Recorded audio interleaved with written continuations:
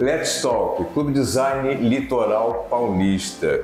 Nesta edição, no cenário, nós temos a Porto Belo Shopping e dois convidados. Eu vou dizer que convidados sim, porque o Álvaro Guilhermo, que está sempre com a gente, mas quase sempre nos bastidores, e a Adriana Paiva. Super prazer estar com vocês. Prazer. E hoje a gente vai falar sobre a experiência recente em Helsinki. Vamos? Exatamente. Foi inesquecível. Helsinki realmente é uma cidade surpreendente e foi muito intensa essa viagem. Eu estava até falando para o Cláudio, porque é tanta coisa para conhecer, para visitar e a gente mergulhar nesse universo da arquitetura, do design, o que se tornou a cidade em 100 anos, né? A cultura, o quanto eles valorizam a cultura. Helsinki é considerada a cidade que mais lê no mundo. Olá. Então eles dão um incentivo à leitura, e leitura é cultura, e aquele povo é amável, culto, os edifícios incríveis. Então, realmente foi uma viagem inesquecível. A Adriana resumiu super bem, né? Ela, como arquiteta, ela sempre teve esse olhar e essa síntese que ela fez é exatamente o motivo da viagem. De forma rápida, sucinta, a cidade já foi da Suécia por muito tempo, depois da Rússia. Essa briga entre Suécia e Rússia tem um ecletismo ali na cidade que não era identidade local. Com apenas 100 anos, como a Adriana falou, resolveu se transformar num país, uma cidade exemplo. Um arquiteto renomadíssimo como Alvar Aalto trouxe um novo olhar para o futuro, que é hoje, que está acontecendo. 650 mil habitantes, a biblioteca tem 500 mil visitantes mês, que é praticamente a cidade inteira indo todo mês para lá, né? Então você vê, é um país feliz, né? O número 1 em felicidade, e essa arquitetura contemporânea que é uma referência, por isso se tornou também a primeira capital mundial de design. Né? Foi uma escolha interessante, você sempre gosta de dizer que tem procura uma similaridade com a nossa região. Isso, também, né? Onde você tem a Porto, Março, né? Tem essa relação também no contexto geral dessa viagem, para que a gente, naturalmente, traga também referências, né? Mexe muito com a gente, né? Com a cabeça, com as referências, com o que vai usar na frente. Mexe bastante. Primeiro que a mente abre absurdamente, porque você vê referências arquitetônicas, como nos projetos de Alvar Aalto, a visão que ele tinha há anos, há décadas atrás, hoje a gente utiliza o que ele já pensava lá atrás. Então, são ideias, projetos, design que estão super atuais. E essa imersão, como o Cláudio falou, entre o antigo e o moderno inserido na paisagem, e a harmonia dos projetos, o cuidado que eles têm em inserir um novo projeto dentro de um entorno antigo, é incrível. Foi o que o Álvaro comentou agora, foi difícil realmente a gente conseguir conciliar tudo nos dias que nós estivemos lá. A sensação era, será que dá para ficar mais um dia, mais 2 dias, para poder ver mais?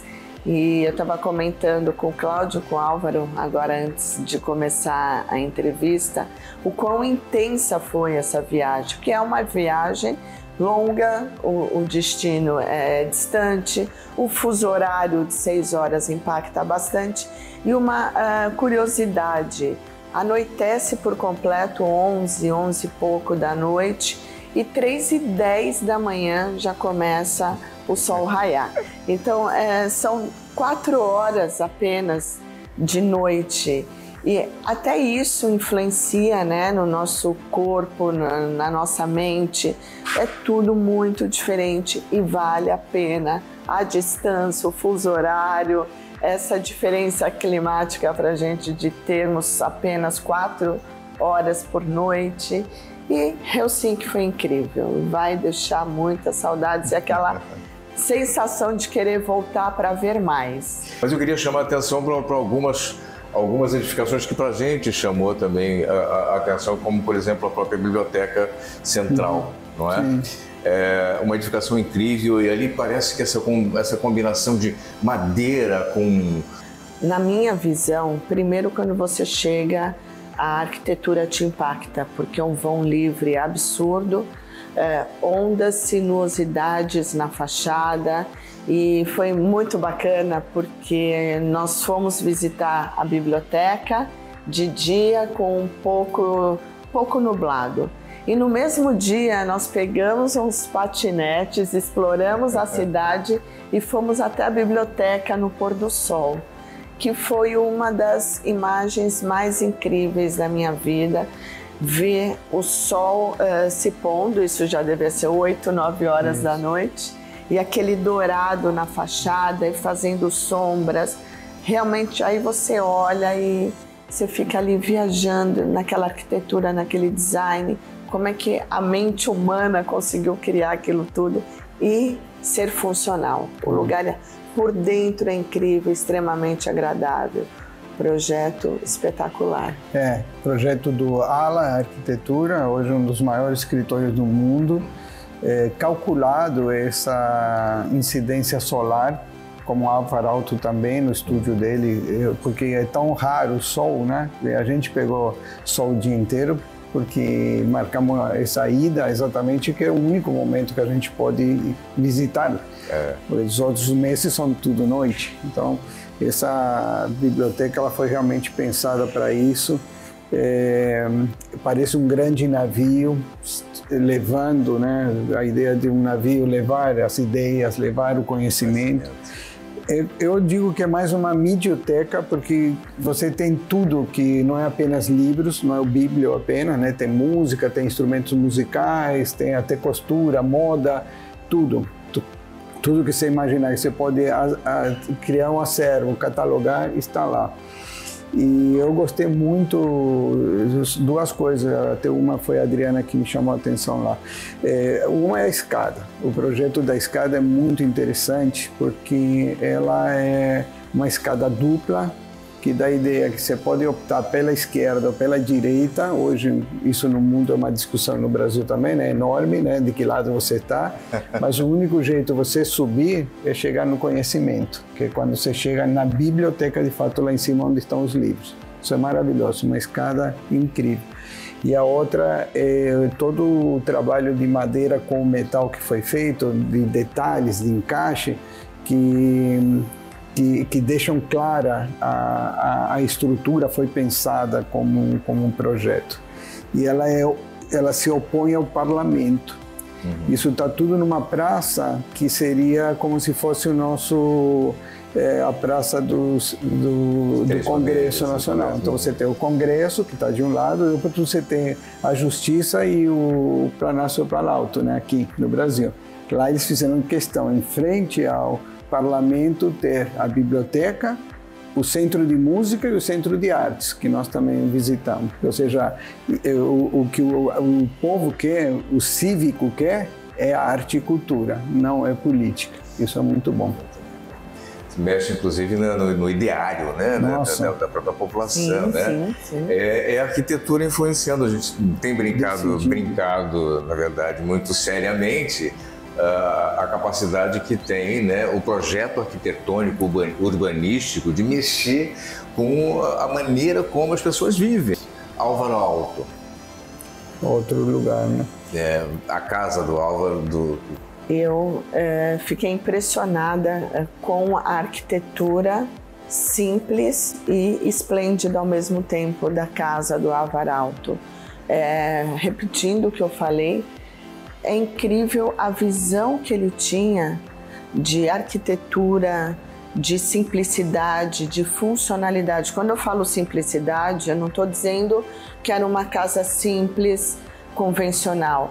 Era de linhas puras, retas, espaços bem pensados, situação da casa no terreno que possibilitasse o sol entrar, muitos vidros, e você entra na casa, você sente como se fosse uma arquitetura atual.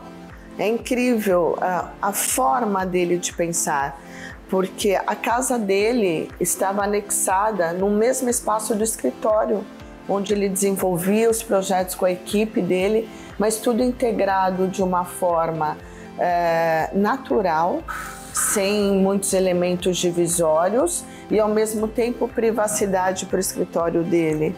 Eu achei incrível a utilização na fachada de uma pedra que é muito característica que ele usa. Ele usa uma pedra e depois ele usa como se fosse um tijolo e aplicado um cal por cima. E os ripados que hoje estão tão em altas, ele já usava lá atrás. Enfim, a casa dele também foi algo que eu fiquei um bom tempo lá dentro, explorando cada canto e vendo a arte. E ainda tem todo o mobiliário assinado por ele, compondo a arquitetura de interiores da casa. É esse design universal que a gente fala. Quando eu falo universal, porque você vai encontrar isso mundo afora, não é? Fora. E a gente às vezes nem sabe, né? Que às vezes eu digo leigo, né? Sim. O profissional naturalmente sabe exatamente o que especificou, por que colocou, qual foi o motivo, qual foi a motivação que levou àquela escolha. E a gente às vezes está vivenciando, experimentando essa ergonomia, esse design, sem muito saber. Não, se você pensar, você vai ver, quem lembrar de antigamente as casinhas de Natal, que apareciam nos cartões postais, nas imagens de Natal, aqueles troncos deitados. As casas eram feitas em troncos. Então, o que ele traz é um estudo da madeira. Aliás, a gente viu todos os detalhes dos estudos, porque nós fomos no estúdio dele também, é coisa inacreditável. Que é o que a gente conhece hoje como laminado, compensado, que são várias lâminas de madeira. Isso ele fez o tempo inteiro, e essa grande revolução que ele traz, né, de fazer de uma forma ecológica, porque o uso da madeira, isso está na biblioteca, está na sauna. Aliás, a sauna é só madeira, se não me engano.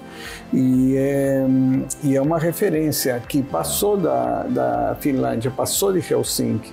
Ela toma a Finlândia, toma a Suécia, a Noruega, a Dinamarca, por isso que a gente fala hoje em design escandinavo. Design escandinavo. Mas, na verdade, foi com ele que isso se inicia, esse estudo de você poder explorar ao máximo lâminas com resistência e um desenho de forma resistente, bonito, flexível, enfim, tudo isso que a gente já está acostumado do design escandinavo, mas preservando a floresta, né? Hoje a Finlândia é o maior exportador de papel do mundo, quer dizer, tem mais árvores do que antes. Pois é, novamente, nós temos falado sobre o futuro das cidades. Recentemente tivemos uma palestra sobre esse assunto, né?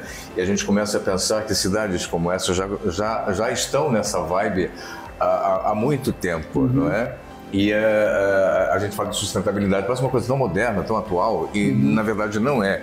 É que nós, na verdade, não pensamos como deveríamos na questão do sustentável, na questão da preservação, da questão de conscientização, né? A conscientização chegou um pouquinho tarde para a gente. É verdade. Né? Hoje que a gente começa a separar o lixo, a olhar mais na especificação dos materiais, torná-los mais sustentáveis, na escolha dos projetos para não ter um impacto, e eles estão nessa, né, Álvaro? Exatamente. Já há algumas décadas preocupados. Todos esses projetos foram concursos, ou seja, até a ideia, o concurso da ideia, o que é melhor para esse lugar. Então você decidir, como aqui seria, por exemplo, a Ponta da Praia, uma região que estava sendo revitalizada, que foi terraplanada, foi colocado uma extensão ali do mar, colocaram uma sauna, porque é uma referência do país, né? Nós estivemos lá, no meio da cidade, o que colocar ali? Então, uma capela de silêncio para as pessoas relaxarem, terem silêncio, né? São esse tipo de situações que faz você realmente pensar um pouco mais à frente a cidade. Senão você acaba só resolvendo o problema, né? Desde o documentário, né, na minha cabeça ficou a ideia do slow design, né? Nós estivemos em Casa Cor e uma coisa que eu percebi, né, esse ano a gente foi um pouco mais lento no observar os espaços, não é? A gente passa meio acelerado, né? E você parece, vendo algumas pessoas caminhando em exposições, a gente vê que a pessoa não para, né? Não observa muito rápido, quase a história do celular, assim, não é? Então a gente ia se desacelerar para parar um pouquinho e olhar, observar o universo, né? Tudo que está no nosso entorno. A gente tem feito muito pouco isso, na verdade, né? E quando você trouxe esse conceito do slow design, né? Me traz um pouco isso. A gente começa a observar um pouco melhor, né? Eu vi que vocês, inclusive, fizeram foi uma caminhada até o Design District. Sim, na verdade a gente estava no bairro, né? Nós estávamos hospedados, inseridos literalmente no bairro, sim. Que legal. Então, a gente caminhou, e caminhar, né? A gente faz isso. Muito, mas eu acho que é isso o bom, o gostoso da viagem. É o que você acabou de falar. É o slow, é você caminhar, é você olhar um edifício, uma paisagem, um modo de vida, a população fazendo piquenique nos jardins, sabe? Desacelerar. E ao passo que a gente de carro, muitas vezes você passa, obviamente, por conta da velocidade, você não nota, não repara, não respira, não olha, observa. Então é o slow mesmo. Mas esse slow foi caminhadas assim de dias inteiros incríveis, né, Álvaro? Sim. Tinha uma coisa que isso faz muitos anos que a gente viaja junto e coincidentemente a Adriana é uma das pessoas que a gente fica mais junto e andamos mais junto, porque quando você vai em grupo às vezes você tem que estabelecer o ritmo cada um, mas nós temos isso. A gente tentou organizar algumas coisas para sentir a vida cotidiana. Então, por exemplo, ia almoçar comida típica no mercado municipal, que como aqui era em São Paulo o sanduíche de mortadela, lá é uma sopa de salmão, por exemplo. E nós comentamos, olha, tem uma coisa que Helsinki quer ser uma cidade sem veículos e que as pessoas tenham que andar e se locomover. E uma das formas era o patinete. Aí ela falou, então, vamos andar de patinete. E lá nós vamos conhecer a cidade de patinete. Conhecemos, eu falo que essa experiência do patinete foi incrível, porque obviamente não é todo o grupo que vai. Então, o Álvaro e mais alguns colegas foram nessa proposta. Mas é incrível, aquela experiência, tudo é mágico. Desde a brisa gelada que bate no rosto, até o respeito que as pessoas têm por você andando de patinete. Eles te respeitam como um veículo.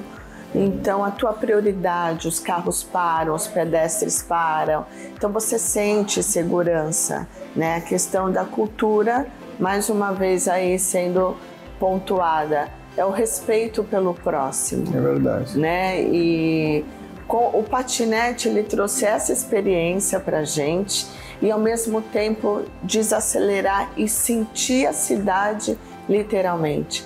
Desde a brisa até o sol, até você conseguir olhar os projetos, a cidade como um todo, ir pelas ruazinhas que geralmente os turistas não andam. Foi incrível também, tanto é que no último dia a gente repetiu a experiência e fomos naquele monumento... Sibelius, né? O Sibelius, exato, que é uma arte incrível, uma escultura maravilhosa, pesa acho que 20 toneladas, acho que né? Sim. Era mesmo. Assim, inserida num parque, então nós fomos ver essa escultura que é belíssima também. E uma coisa a Adriana falou agora rapidamente, que é importante, a cidade cresceu, Cláudio, e no meio da cidade, que era o bairro Oriental, ficou um cemitério. E aí veio a discussão na cidade, o que se faz com esse cemitério, né? Porque está no meio da cidade, é óbvio, a cidade começou a crescer, e se enterrava ali por causa de uma igreja. Resumindo, eles resolveram abrir. E o cemitério hoje é uma praça, esta praça que ela estava comentando. Uma praça que o pessoal faz piquenique em cima dos túmulos, né? Enfim, não foram retirados os túmulos, os corpos sim, já não existe mais resto nenhum embaixo, mas os túmulos demarcando que ali era antigamente o cemitério, foi preservado. Que né? é a história da cidade. Mais uma vez, o respeito pela cultura. Eles não foram lá, removeram tudo e, urbanisticamente falando, isso vai virar uma praça, né? Esquece a história. A história está lá preservada e ela existe junto com o jeito atual de vida deles, os hábitos, que é fazer piquenique, é sentar na grama, é ler um livro, praticar yoga. É incrível mesmo. Eu quero só para a gente fechar Amos Rex. Mas o Amos Rex é um museu que me chamou muito a atenção. Primeiramente porque ele é subterrâneo. Então ele tem a parte das exposições, que é o primeiro pavimento negativo, né, que é o subsolo. Abaixo dele tem mais alguns pavimentos e lá embaixo é equivalente ao 8º andar, mais ou menos, é que passa a linha de trem, né, de metrô. Então, e mesmo ele inserido no subsolo, a luminosidade natural dele é incrível, porque você no nível da rua, você vê tipo os domos, né? Os domos, né? As clarabóias, né? Redondas de vidro, imensas, que essa luz natural está logo já no saguão de entrada. E a preocupação com tudo, com a acústica, em tornar um ambiente extremamente silencioso, a arte que tem no teto, são flores de tecido, mais de 400 flores de tecido, compondo um efeito estético, tanto arquitetônico quanto de som, de acústica. E as obras, a gente presenciou I Feel Now, que é Sinta o Agora. Então, todas as artes que remetem a você estar ali agora, que é uma coisa que a gente está falando. Você está aqui, mas você está com a cabeça em outro lugar, ou você está em um lugar mexendo no celular, você não está vivendo aquilo. Então, ali era para você desconectar, e a experiência foi incrível, tanto arquitetônica quanto de acervo. Adriana Paiva, Álvaro Guilhermo, imagina, uma experiência incrível. Sim. Que bom que a gente pode compartilhar com o nosso público um pouco do que são essas vivências proporcionadas pelo Clube Design. Exato. Aqui no Litoral Paulista, né?